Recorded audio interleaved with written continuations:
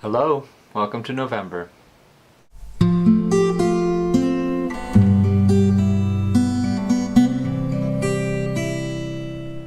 This month we'll be discussing Dogs at the Perimeter by Madeleine Thien, published in 2011. Madeleine Thien was born in Vancouver, British Columbia in 1974. Her mother's from Hong Kong and her father's from Malaysia, and after her parents met in Australia they immigrated to Canada. And so obviously, Thien's work is focused on the immigrant experience. She's previously published a collection of short stories called Simple Recipes, as well as another novel called Certainty. She now lives with her partner, fellow writer, and Hemlock alum, Roy Hodge. Dogs at the Perimeter is the story of Janie, a medical researcher in Montreal, whose life begins to fall apart when her friend and mentor, Hiroji, disappears. When the novel begins, she's already sequestered herself away from her husband and her son, and is living alone in Hiroji's apartment. Well, not alone. Hiroji's cat also lives there.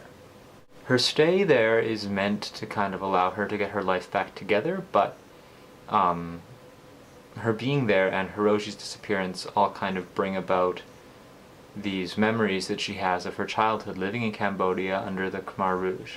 Khmer Rouge were the leading party in Cambodia in the late 70s, led by Pol Pot, who orchestrated the Cambodian genocide.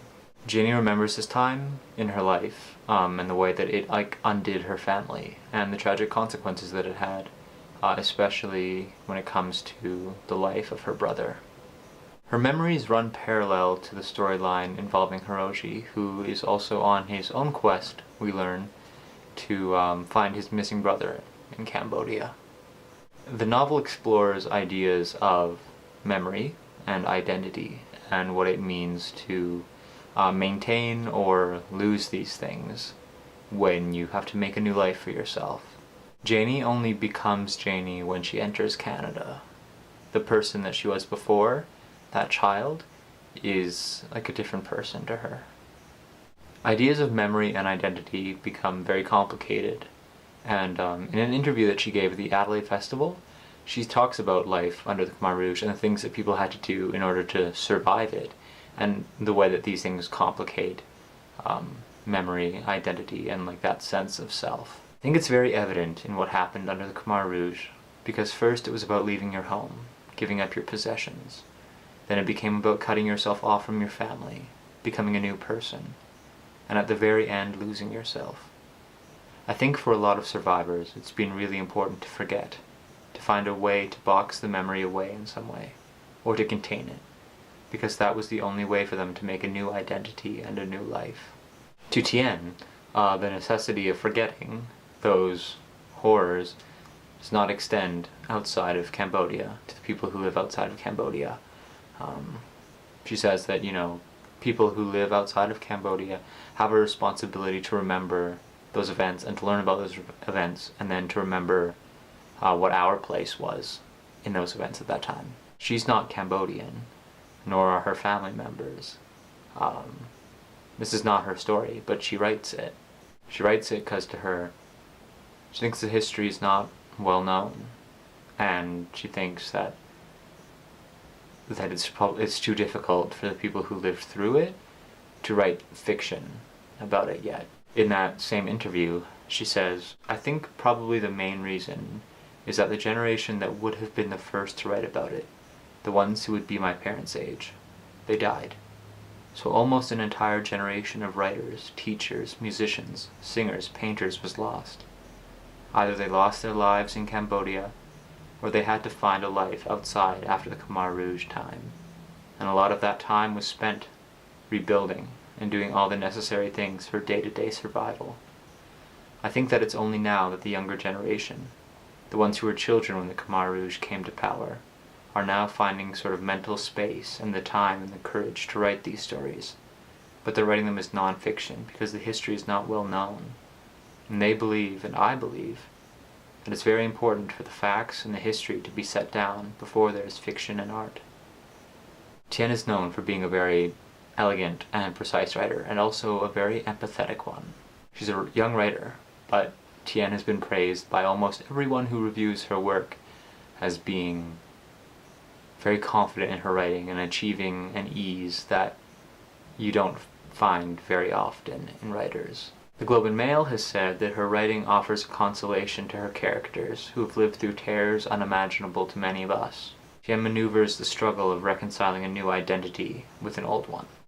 One night, I sat on the edge of Lena's bed and told her that I wanted a new name, a new existence, and she'd stared at me, her eyes wet with tears. I admired those tears. She was not ashamed of them or frightened by them. Jane. Janie. In the language of the aid world, I was an unaccompanied minor, a separated child, but Lena told me that I was no such thing at all. Sometimes, she said, across the gap of space I kept between us on the bed, we are granted a second chance, a third one.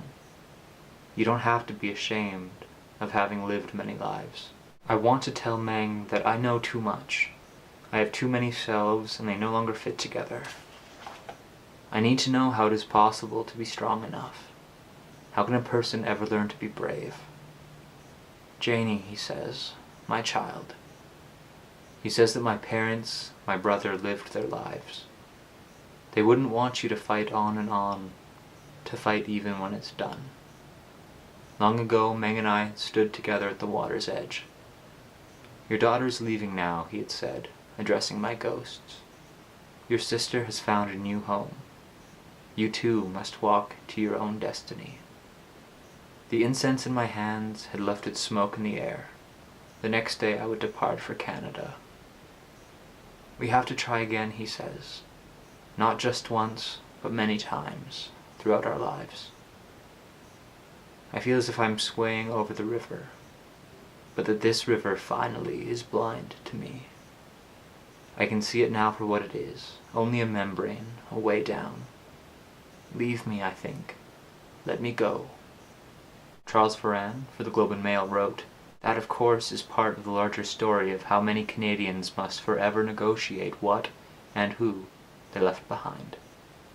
Canadian writers, in turn, have been negotiating this dynamic since, more or less, the country began being transformed over and over by immigration. Probably more than Judy Fong Bates's The Refining Memory, Thien addresses the personal intricacies of immigration and the way that memory and identity fit or do not fit into that.